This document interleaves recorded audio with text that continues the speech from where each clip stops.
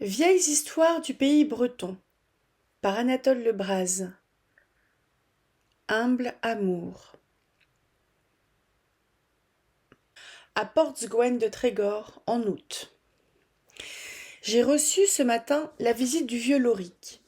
Loric est un diminutif de Laure, qui est lui-même un diminutif de Laurent. Il y a en Bretagne 3 catégories de gens qu'on a l'habitude de désigner par ces diminutifs affectueux: les enfants, les vieillards et les innocents. Loric Cosquer vient d'entrer, à la Pâque de Pentecôte, dans sa 70e année. C'est un petit vieillard aux allures graves de patriarche, avec une figure mince, toute ridée, qui ressemble à un labour d'automne, mais où des yeux bleus, d'un bleu délicat, ont l'air de 2 sources claires et profondes, reflétant un ciel matinal. Il m'est venu voir en voisin, et aussi pour me rappeler les souvenirs qui nous lient l'un à l'autre dans le passé. Il parle d'un ton sentencieux, entrecoupé de longs silences méditatifs. « Je vous ai connu haut comme cela, dit-il. Vous habitiez alors Penvénan. Que de fois j'ai mangé chez vous la soupe du dimanche. Une délicieuse coutume bretonne, cette soupe du dimanche. Nos populations rustiques sont restées fidèles à la grand-messe. Elles s'y rendent et par devoir et par plaisir.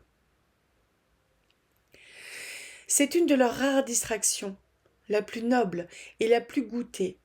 Et d'abord, c'est jour de repos, jour de libre flânerie. On se lève le matin, tout heureux, surtout si le temps promet d'être beau.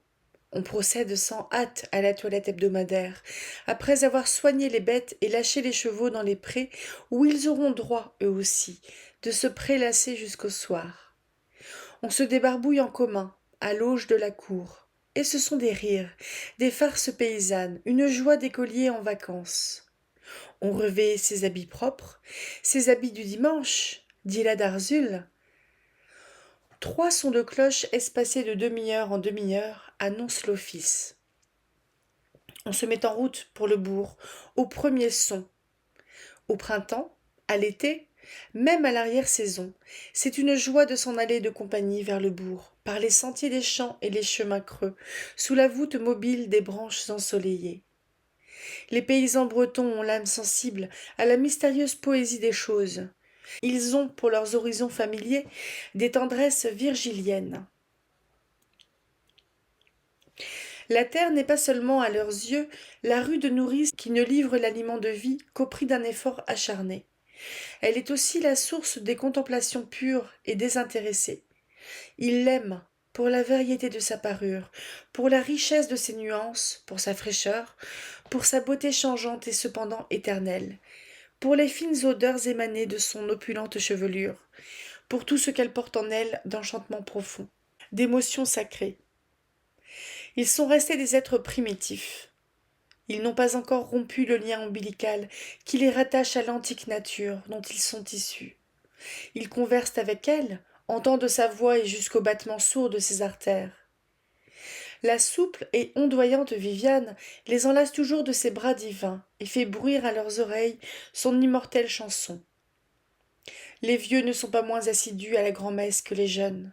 On les voit arriver de leur pas ralenti, la courte pipe de terre entre les dents, dont ils secouent la cendre sur leurs pouces avant d'enjamber l'échalier du cimetière. Ils entrent des premiers à l'église, afin d'éviter la grande poussée tumultueuse de fidèles, qui se fait toujours au moment du dernier son.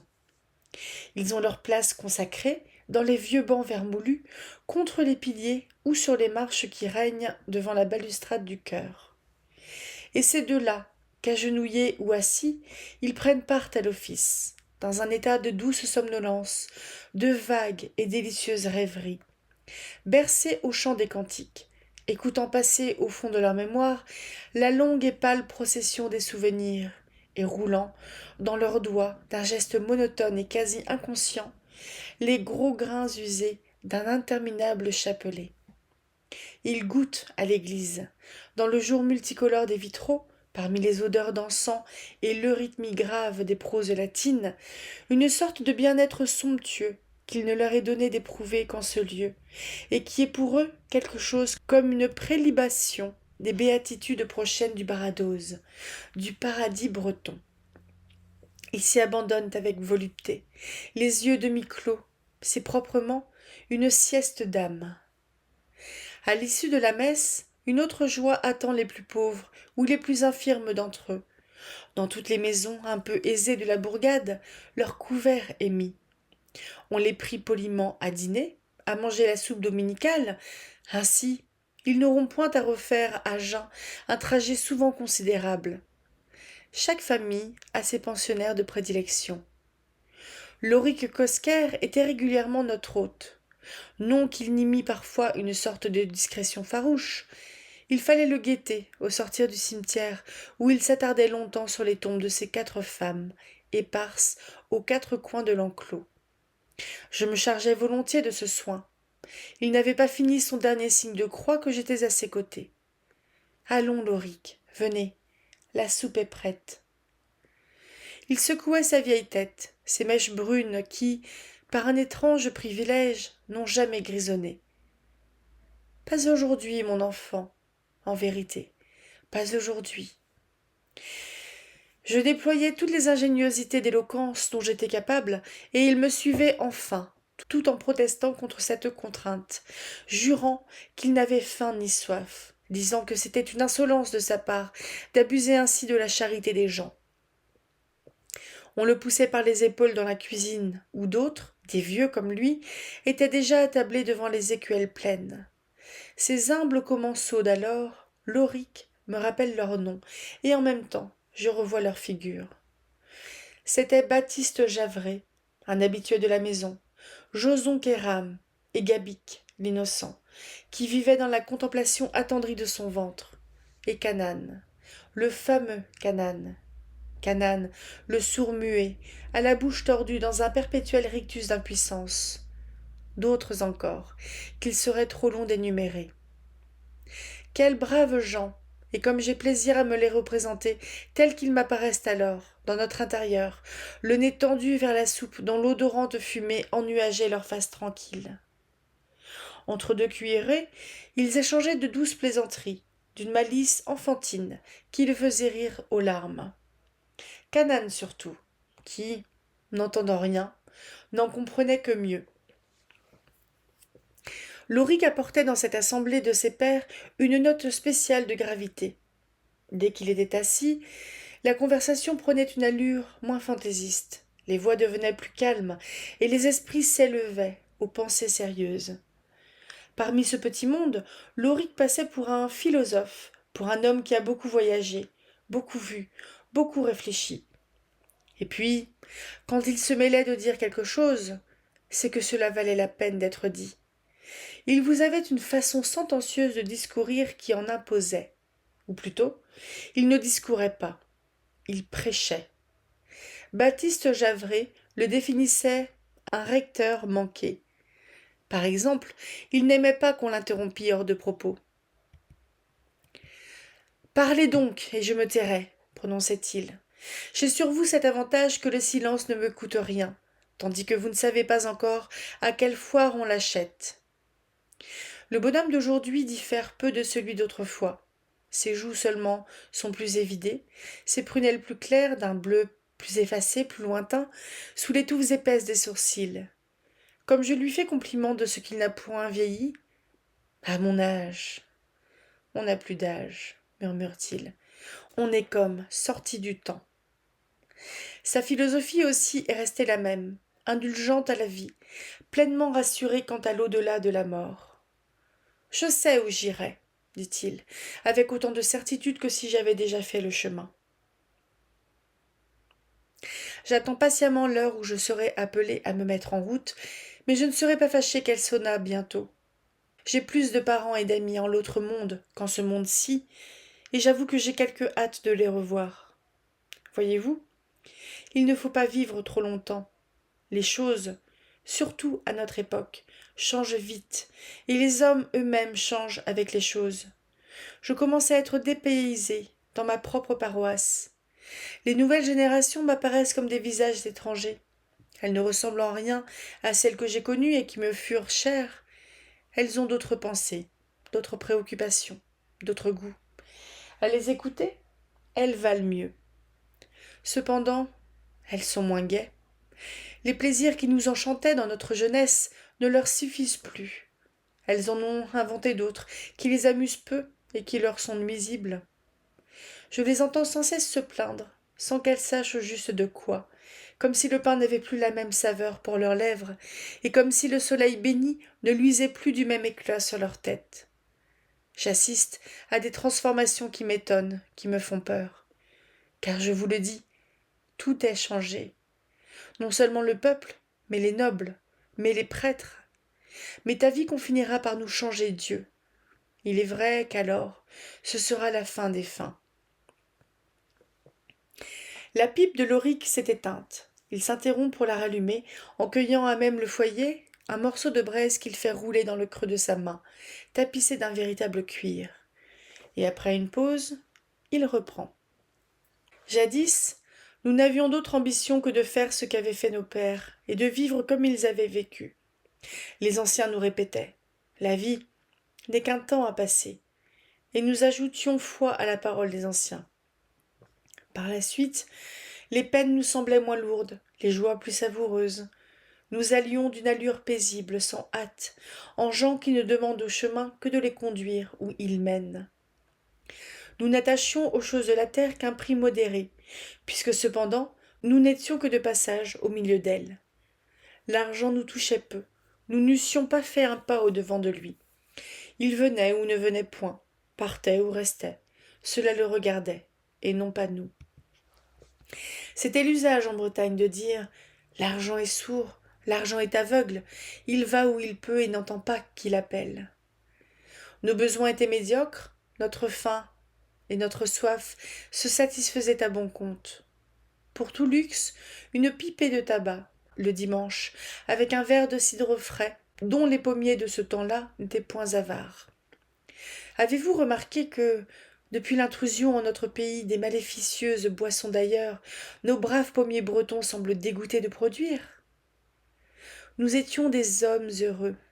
La chanson que nous chantions de préférence disait « Gwe leo quarantez, leis andorn, et ged arcant leis arforn ». Mieux vaut de l'amour plein la main que de l'argent plein le four. Nous aimions de toutes nos forces.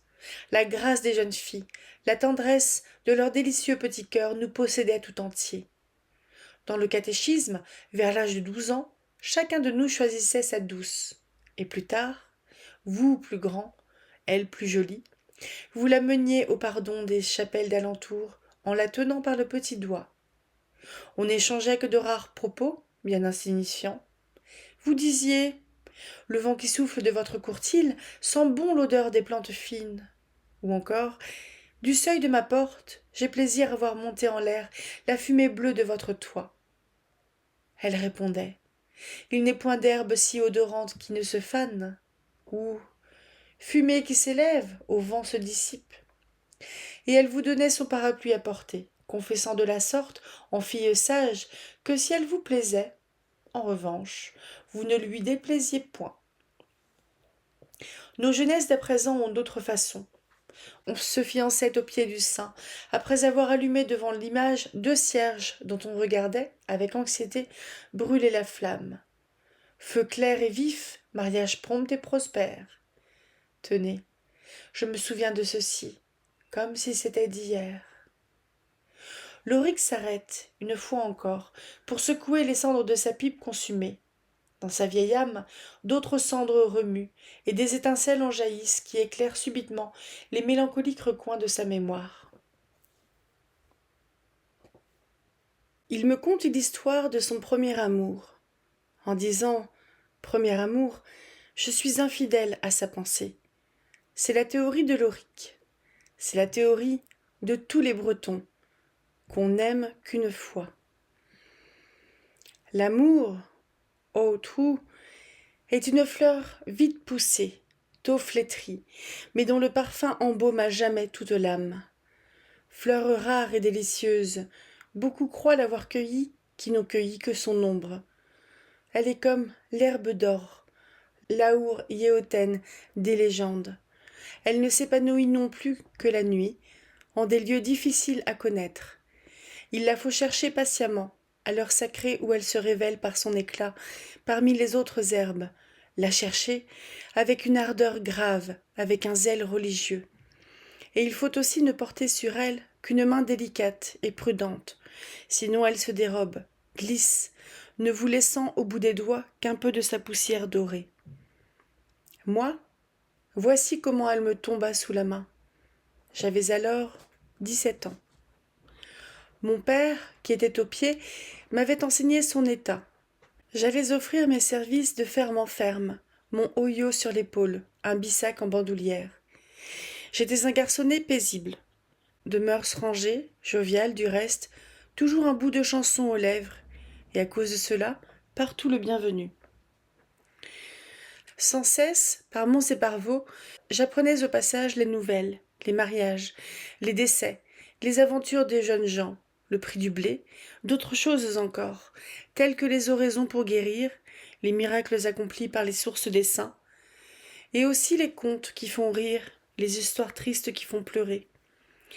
Dès qu'on me voyait paraître à l'entrée de la cour, le bouvier en train de curer les tables ou la servante en train de donner à manger au porc, s'écriait « Il arrive, le goéter !» Dans les grandes fermes, je restais quelquefois jusqu'à 8 jours de rang. Dans les petites, 2 jours, 3 jours au plus. Dans toutes, j'étais également bien traitée. Je partais pour les champs, pour les prés, à la prime blancheur de l'aube. Oh, les jolis levers du soleil que j'ai contemplés en ces temps-là, et qu'ils me semblaient beaux, vus par mes yeux d'adolescent. Sur les 10 heures, un pâtre, souvent aussi la fille même de la maison, me venait apporter à déjeuner. Une écuellée de soupe d'oing, une tranche de lard, un morceau de pain de seigle. C'est ainsi qu'un matin d'avril, je fis connaissance avec Néa Garandel. Un bien modeste domaine, la terre des Garandel, sise en la paroisse de Mantalot, sur une des pentes de la vallée du Jaudy. Un logis en chaume, 2 ou 3 crèches délabrées, un mulon de paille autour d'une perche, une aire où l'on battait au fléau, 4 champs, un ruban de prairie, c'était tout l'avoir de la famille. Mais quel brave monde! Le père avait été soldat sous Napoléon l'Ancien. Il avait retenu des mots de toute espèce de langue dont il émaillait son breton. Il jurait en espagnol, en italien, en hollandais. C'était plaisir de l'entendre conter. Il avait fait la campagne de Russie et avait une façon de l'évoquer qui vous gelait. Tout le froid du pays de l'hiver vous passait dans les moelles. Vos cheveux se hérissaient comme des aiguilles de glace, rien qu'au ton dont il disait. Imaginez-vous, de la neige, ni ciel, ni terre, de la neige. Selon lui, l'empereur n'était pas mort. Il courait les mers sur un navire blanc, n'attendant qu'une occasion propice de débarquer en Bretagne. Ce moment venu, les cloches, à tous les clochers, se mettraient à carillonner d'elles-mêmes. La mère, Fanta, était une femme de 40 ans, douce de figure et de manières, avec une voix suave comme une musique. Des 2 gars, l'aîné, après avoir tiré au sort un bon numéro, s'était engagé pour toucher la prime en remplacement du fils du notaire. Le cadet était entré en apprentissage chez un bourrelier, en sorte qu'il ne restait d'enfant dans la maison que Néa.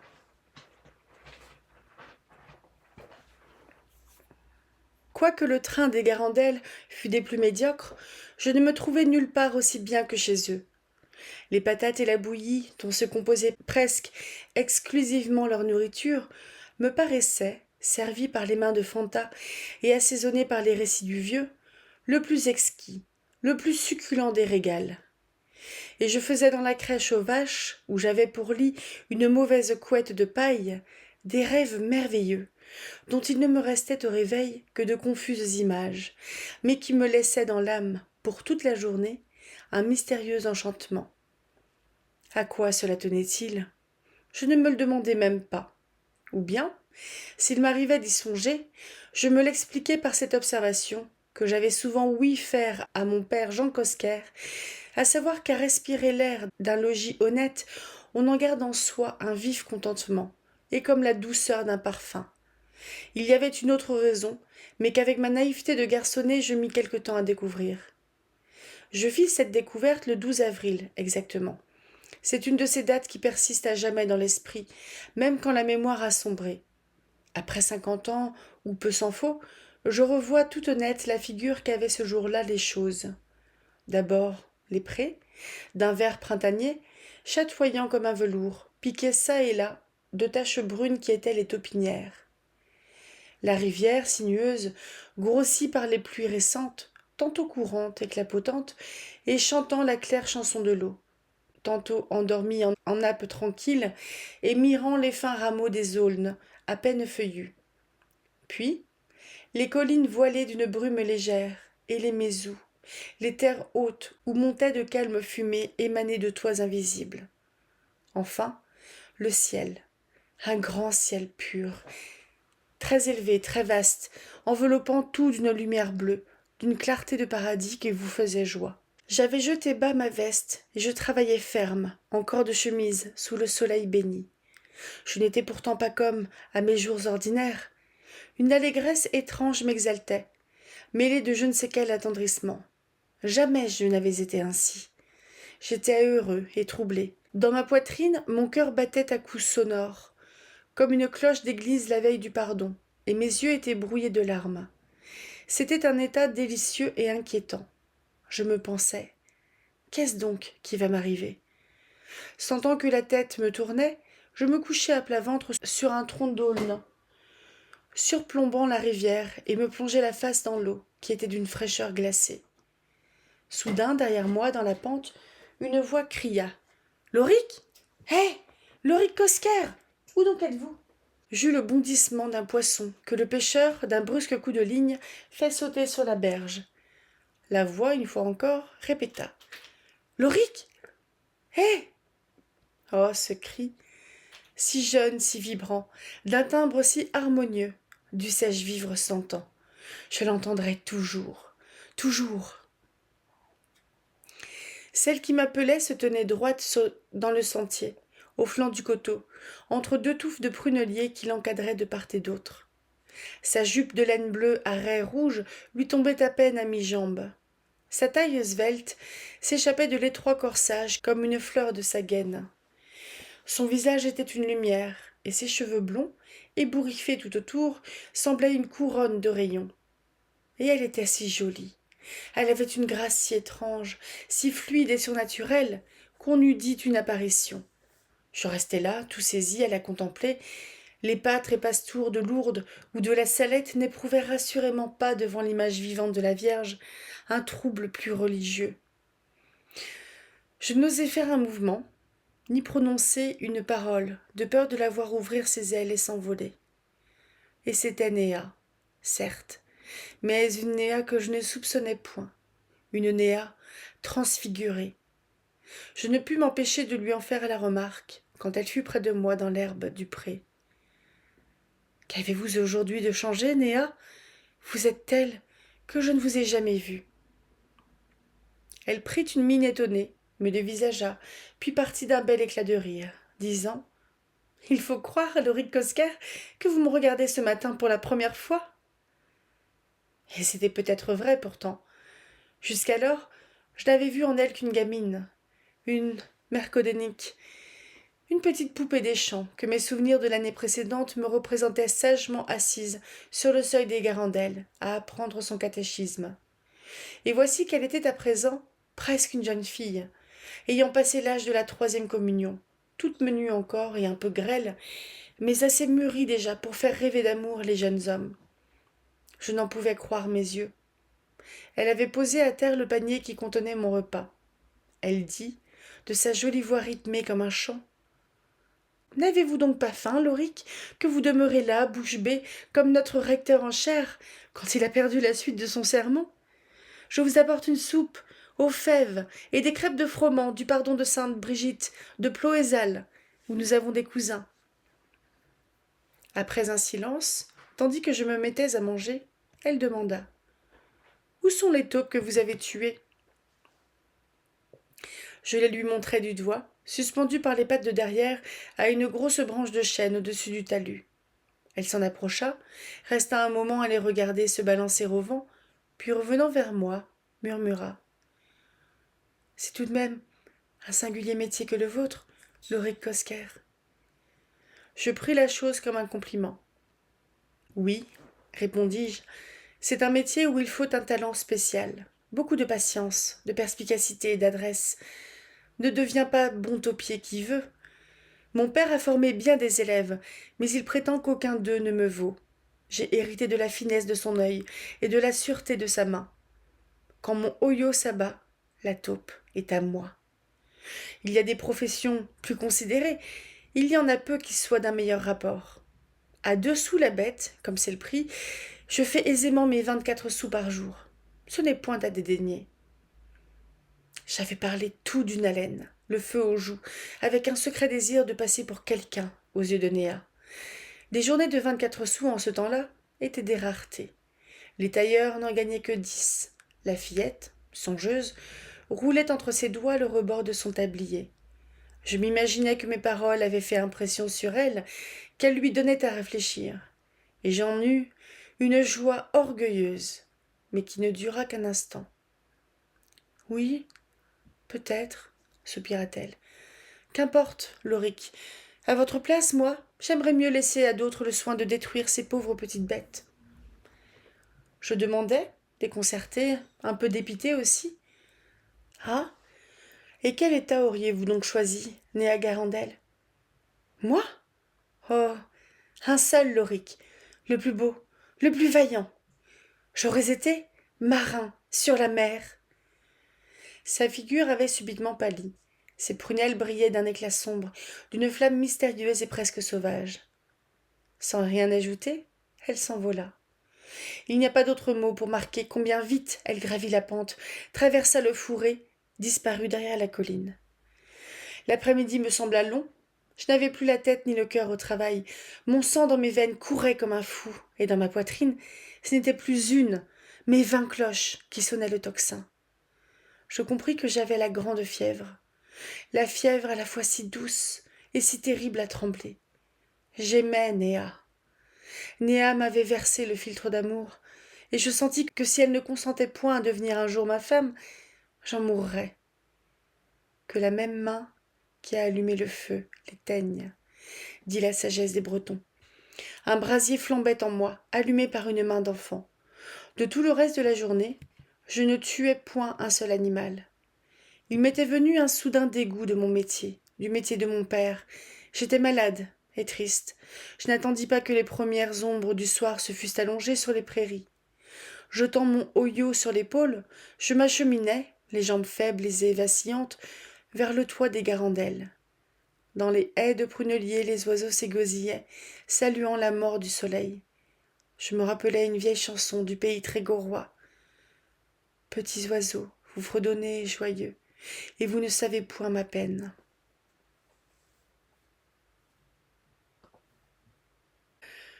Il n'y avait dans la maison, quand j'entrai, que la ménagère, Fanta. Elle fut toute surprise de me revoir si tôt. « Tu as fini de bonne heure ?» dit-elle, sans qu'il y eût toutefois le moindre reproche dans son accent. « Tu auras un bon moment à t'ennuyer, mon fils, avant que le souper ne soit prêt. »« Faites excuse, Fanta, » répondis-je. « Avec votre permission, je ne resterai point souper. »« Hein ? Non, j'ai désir de m'en retourner chez nous. Je ne suis pas à mon aise. »« Tu auras attrapé chaud et froid, imprudent. »« Peut-être bien. »« Et tu veux faire 3 lieues de nuit, mal portant comme tu es ? Je ne me le permettrai pas. Tu vas te coucher dans notre lit qui est clos et suffisamment moelleux.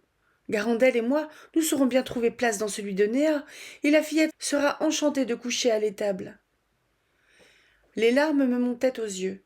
J'avais grande envie de tout avouer à la vénérable Fanta, si affectueuse, si douce. Mais la honte me retint. Malgré les objurgations de la vieille, je me mis en route. Dans une lande au loin, je distinguai la gracieuse silhouette de Néa, qui ramenait les vaches. J'agitais mon chapeau en l'air, je criais « Adieu, va !» C'est le cri des marins qui s'embarquent. au trou. Moins de 3 semaines après, j'étais engagé, inscrit, embarqué.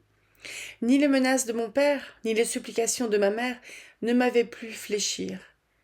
Je leur avais dit, dès le lendemain de ma rencontre avec Néa dans le pré des Garandelles, « Si vous ne donnez votre consentement à mon départ, vous le donnerez donc à ma mort. » Et ils avaient dû se résigner à me laisser partir. Mon premier voyage dura 3 ans. C'était le temps des frégates à voile. Je parcourus des mers immenses. Je vis les atmosphères embrasées et les glaces mystérieuses. Devant moi se déroulèrent les spectacles d'une création inconnue et qui ne semblait pas sortie des mains du même Dieu que le nôtre. Et cela ne m'intéressa point. Tout cela me fut indifférent. Une chose seule hantait mon esprit, et c'était l'image de Néa. Sur les ciels de feu et sur les ciels de ténèbres, sous l'équateur comme au Cap Horn, elle emplissait pour moi l'horizon. Je rêvais d'elle dans mon hamac, je m'enivrais de son souvenir, en haut des vergues, au bercement des Élysées comme au brusque sursaut des tourmentes. Parfois, je tremblais à la pensée qu'elle serait peut-être mariée à mon retour.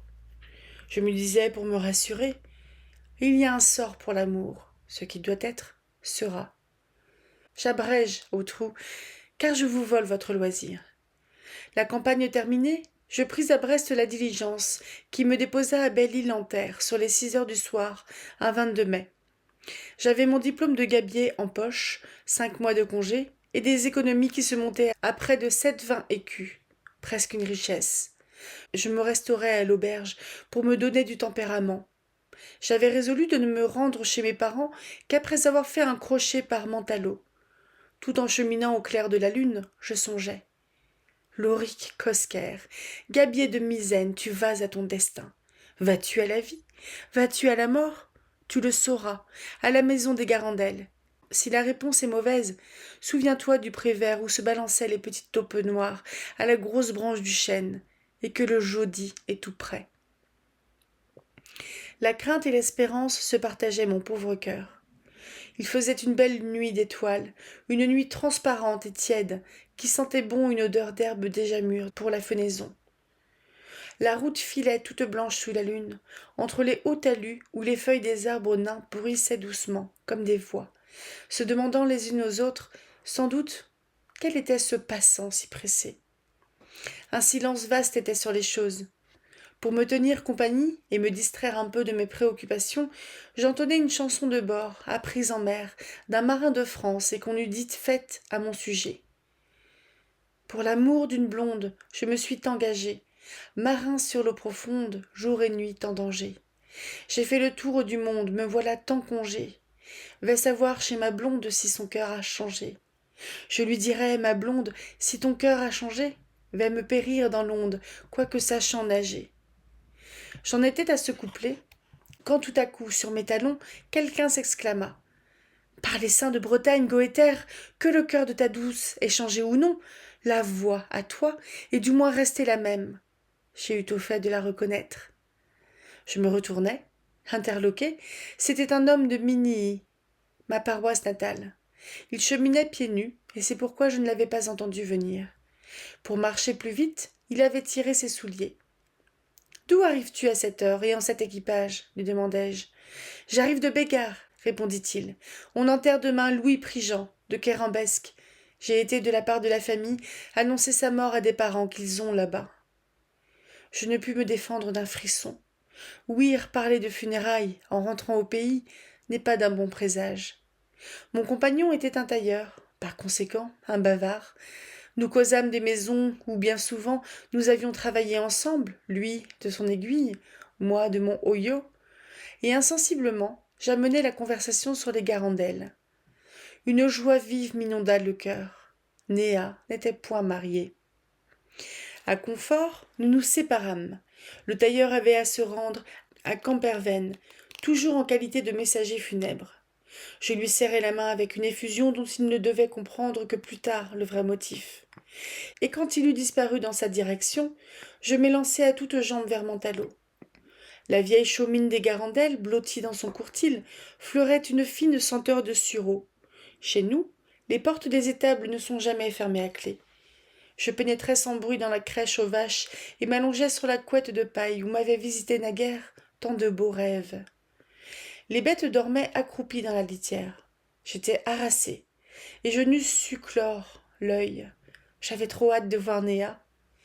À la pointe de l'aube, les coqs chantèrent. J'entendis à travers le mur des allées et des venues dans la maison.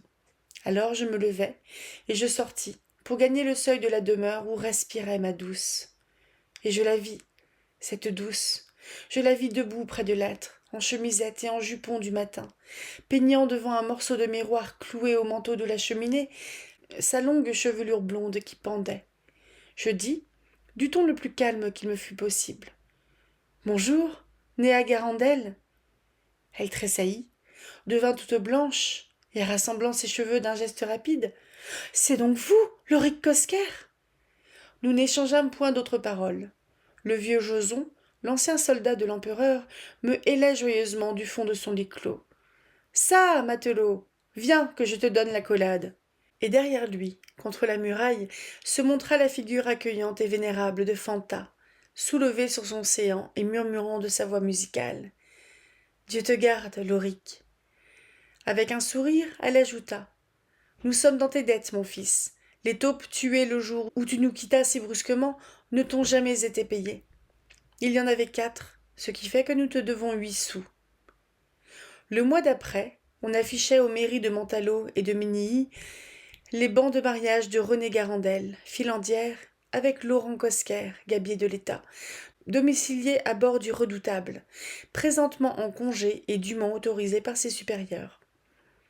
Je vous le disais en commençant, au trou, je le redis en finissant. Voilà comment les choses se passaient de mon temps, au temps ancien dont les jeunes d'aujourd'hui se moquent. Pour moi, je loue l'Éternel de m'avoir fait vivre en cet âge si lointain de la candeur et de la simplicité bretonne. Néa Garandel a été l'herbe d'or du jardin de ma jeunesse. Elle a embaumé et illuminé mes jours. J'ai eu 3 autres femmes, toutes, je les ai pleurées, avec des larmes sincères.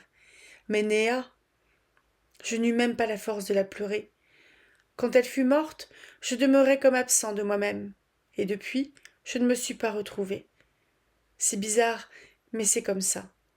Et tenez, ce tailleur de Minilly, l'homme qui me rejoignit si étrangement sur la route de Belle-Île à Confort, je le rencontre quelquefois, car il est encore de ce monde, mais je ne fais pas semblant de le reconnaître, et je passe outre. Je ne puis pas prendre sur moi de lui pardonner. S'il ne m'avait frôlé de son aile d'oiseau de mauvais augure, Néa, j'en suis sûre, eût vieilli heureuse à mes côtés, et après avoir dormi jusqu'au bout dans le même lit, nous nous fussions couchés l'un près de l'autre dans la même tombe.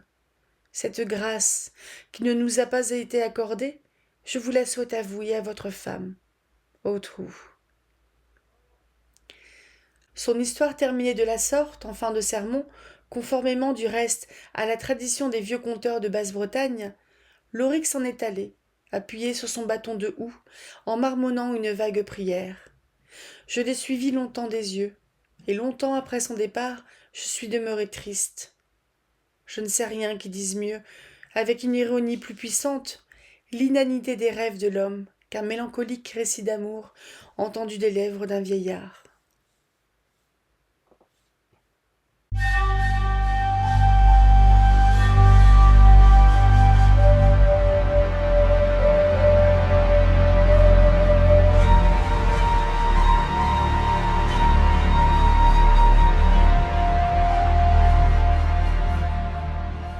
Bonjour et bienvenue sur ce nouveau vlog lecture sur Vieilles histoires du pays breton d'Anatole Lebras avec ce conte qui s'appelait Humble amour, qui ne fait pas partie de mes préférés, je vous l'avouerai. En fait, j'ai l'impression que quand on tombe sur une histoire qui va avoir une petite teinte plus autour de la religion, j'ai un peu plus de mal. Mais après, c'est comme je vous l'ai dit, c'est pas spécialement c'est un petit peu ma culture familiale, mais je suis pas vraiment baignée dedans non plus, donc j'ai pas de religion, donc ça me touche un petit peu moins. Parce que oui, la religion, elle est un petit peu présente ici, comme elle a été dans d'autres contes.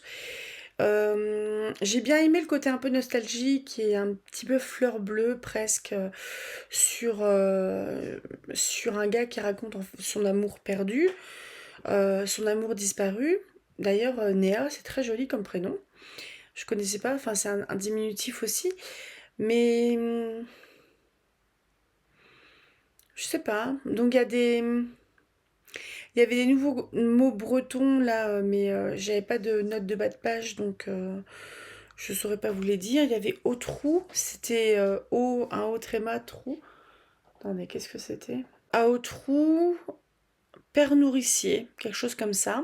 Il y avait le nom breton que j'ai oublié qui signifiait taupier aussi, donc le chasseur de taupes. Euh, En fait, ce conte m'a un petit peu frustrée parce qu'il ouvre un petit peu sur du contexte historique qui est juste nommé. Avec la campagne de Russie, si je me trompe pas, Napoléon, l'Ancien.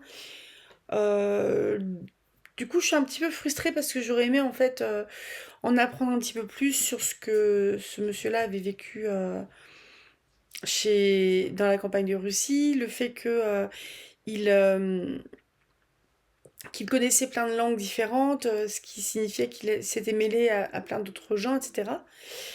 Et là, on avait une petite touche aussi sur la mer qu'on voit danser le long des golfes plus clairs. Mais c'était pas tant que ça. En fait, c'est comme si on avait saupoudré un petit peu des trucs qui me plaisent. Donc, la mer, un côté historique, le côté un petit peu fleur bleue avec son premier amour, etc. Et sauf qu'on m'en donne pas assez, donc je suis un peu frustrée. Pourtant, il était sympa, hein. Puis bon, la langue est toujours jolie, ça, y a pas de souci, mais je suis un peu frustrée, ma foi. Et j'ai l'impression, en fait, que le fait que le gars, que Lorik, en revenant de son engagement dans la marine, là, et en prenant ses vacances de 5 mois, le fait qu'il croise un homme qui était le messager d'une mort, c'est un intersigne, clairement. Enfin, pour moi, je le comprends comme ça. Donc, les intersignes, c'est les petits signes qui peuvent être complètement des choses très quotidiennes comme ça. Croiser un gars pieds nus qui fait le même chemin que nous. J'ai des chats qui veulent rentrer. C'est chiant les portes fermées. Et c'est interprété de façon funeste. Donc, c'est quelque chose qui est assez récurrent, je trouve, dans la matière bretonne. Il faudrait que j'en lise plus et j'aimerais bien en lire aussi pour moi et vous présenter en fait des textes comme ça sans les lire de manière livre audio. Oui, donc pour moi c'est vraiment un intersigne le fait que le gars il a prévu de rentrer, il a une petite fortune dans sa poche pour demander la main de la fille qu'il aime depuis quelques années. Il est tombé amoureux d'elle, elle était très jeune, hein. C'était de l'époque, autre temps, autre mœurs. Mais c'est le fait qu'il y aille pour demander la main d'une fille et qu'il croise quelqu'un qui annonce une mort, ça fait un peu ascenseur émotionnel. Et ça fait aussi cette fameuse prédiction funeste en fait de croiser quelqu'un qui raconte qui possiblement il aurait croisé un corbillard ou enfin une charogne dans le fossé, ça aurait eu le même résultat. Et vous voyez bien qu'il y croit dur comme fer parce qu'il dit que il n'a jamais pardonné au mec, mais il y est pour rien. Et il attribue en fait la mort prématurée de Néa, de sa future femme, enfin de sa femme, à ce tailleur qu'il a croisé. Donc vous voyez bien, on est vraiment dans l'imaginaire breton, côté un peu fataliste, toujours funky. Oui, on est vraiment dans l'imaginaire breton qui est ouais, fataliste, plutôt pessimiste, avec le côté très simple et très lumineux sur oh, les paysages sont magnifiques, les couleurs, la lumière, etc. Côté très simple. C'est quelque chose j'aime bien, moi, cette espèce d'humilité. Humble amour. J'aime bien. Je vais m'arrêter là parce que je vais pas digresser pendant des heures dessus. Donc comme je vous l'avais dit, le samedi prochain, il va pas y avoir de lecture de contes parce que je vais me dépatouiller pour que tout le long du mois de décembre, je fasse rentrer donc les contes de Noël. Donc les contes de Noël, c'est Nédélec, comme le nom de mon arrière-grand-mère, son nom de mariée. C'est Nédélec en breton. Donc on a 1, 2, 3, 4, 5, 6, 7, 8. On a 8 contes. Donc parfois il n'y en aura que un parce qu'il y en a un qui est très long. Parfois il y en aura 3, parfois il y en aura 2. Mais normalement, si j'ai bien calculé mon coût, ça va tenir sur tout le mois de décembre. Et une fois que j'aurai lu tous ces contes-là, je vais mettre en pause Anatole Lebras pour aller probablement peut-être du côté de chez Grimm ou Andersen à la rentrée. Je me sens pas tout de suite de relire les Mille et une nuits parce que je pense quand même que que je lirai la suite de ce que j'avais déjà lu, mais qui est pas facile. Enfin, c'est pas facile à suivre. Euh, mais pas tout de suite. Je pense qu'on va faire Grimm et Andersen d'abord. Donc je vous remercie de votre écoute. N'hésitez pas comme d'habitude à laisser un petit mot si vous le souhaitez. N'hésitez pas à partager aussi mon boulot si ça vous intéresse. Enfin boulot c'est vite dit. À liker, partager, etc. Comme vous le souhaitez. En tout cas merci beaucoup de votre soutien. Parce qu'on est déjà désormais 535 abonnés. Et petite chaîne deviendrait grande, un de ces quatre. À tout bientôt, rêvez tout grand, lisez tout plein et peut-être rendez-vous demain pour la lecture des chapitres peut-être 3-4 des Hauts de Hurlevent de Émilie Brontë. Salut, salut.